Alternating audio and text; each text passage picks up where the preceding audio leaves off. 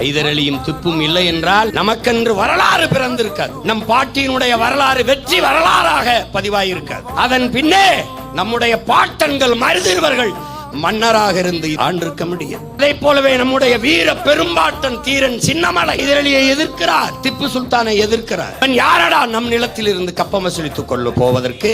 எதிர்க்கிற போது தீரனுக்கு என்ன வயது? 19 வயது.